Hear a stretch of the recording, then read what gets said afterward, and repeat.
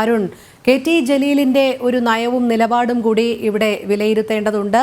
അതിതീവ്ര വർഗീയതയെ പ്രോത്സാഹിപ്പിക്കുന്ന പി.വി. അൻവറിന് എതിരെ ഒരു രാഷ്ട്രീയ പരീക്ഷണം നടത്തുന്ന ഒരു സമീപനമാണ് ജലീൽ വെച്ച് പുലർത്തുന്നത്. ജലീലിന്റെ ഒരു രാഷ്ട്രീയ തന്ത്രം അല്ലെങ്കിൽ രാഷ്ട്രീയ നാടകം ഇനി വരും ദിവസങ്ങളിൽ ഏതു തരത്തിലായിരിക്കും?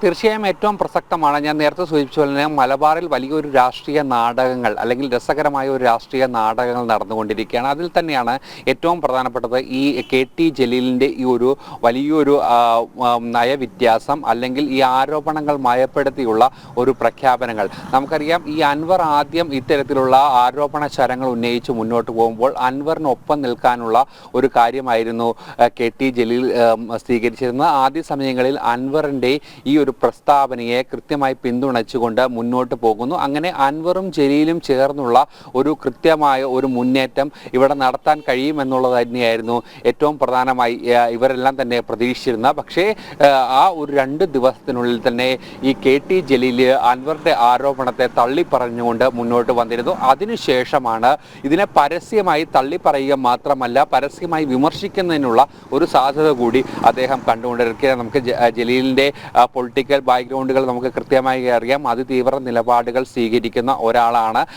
അത് വലിയ രീതിയിലുള്ള ഒരു പ്രതിസന്ധി കെ.ടി. ജലീലിന് ഉണ്ടായിരിക്കുന്നു. അത് CPM-ന്റെ ഭാഗമായി അല്ലെങ്കിൽ ഇടതുമുന്നണിയുടെ ഭാഗമായി നിൽക്കുമ്പോൾ അത് ഒരുപാട് ചർച്ചകൾക്ക് വിധേയമാകുകയും ചെയ്തിരിക്കുന്നു. രാഷ്ട്രീയ എതിരാളികൾ അത് പലവട്ടം തുറന്നു കാട്ടുകയും ചെയ്തിരുന്നു. പക്ഷേ എന്തായാലും അൻവറിനെ തള്ളിക്കൊണ്ട് തൻ്റെ ഒരു നിലപാട് മയപ്പെടുത്തിക്കൊണ്ട് ഒരു പുതിയ രാഷ്ട്രീയത്തിലേക്ക് കെ.ടി. ജലീൽ പോകുന്നു എന്നുള്ളതാണ് ഇതിലൂടെ രാഷ്ട്രീയ നിരീക്ഷകരൊക്കെ തന്നെ മനസ്സിലാക്കുന്നത്. കാരണം ഈ ആരോപണങ്ങളെയൊക്കെ തന്നെ മയപ്പെടുത്തിക്കൊണ്ട് അൻവറിനെ ഇപ്പോൾ അൻവർ സ്വീകരിക്കുന്ന ഈ ഒരു തീവ്രമായ നിലപാടിനെ കൃത്യമായി എതിർത്തുകൊണ്ട് അല്ലെങ്കിൽ പരസ്യമായി തള്ളിപ്പറഞ്ഞുകൊണ്ട് കെ.ടി. ജലീൽ മുന്നോട്ട് പോകുന്നു. അത് ജലീൽ ഇപ്പോഴും മുന്നണിയുടെ ഭാഗമായി തന്നെ നിൽക്കണം എന്ന് അദ്ദേഹം ആഗ്രഹിക്കുകയാണ്. കാരണം അൻവർ ഇപ്പോൾ ഒറ്റയ്ക്ക് മുന്നോട്ട് പോകുമ്പോൾ അതിനുള്ളൊരു കപ്പാസിറ്റി, അതിനുള്ളൊരു പിന്തുണ കെ.ടി. ജലീലിന് കിട്ടില്ല എന്ന് അദ്ദേഹത്തിന് ഉറപ്പായും മനസ്സിലാക്കിയ ഒരു സാഹചര്യത്തിലാണ് ഈ രാഷ്ട്രീയ മാറ്റം എന്നുള്ള കാര്യത്തിൽ യാതൊരു തരത്തിലുള്ള സംശയവുമില്ല. അതുകൊണ്ട് തന്നെ ഒരു രാഷ്ട്രീയ പരീക്ഷണം കെ.ടി. ജലീലും ഈ ഒരു അവസരത്തിൽ തന്നെ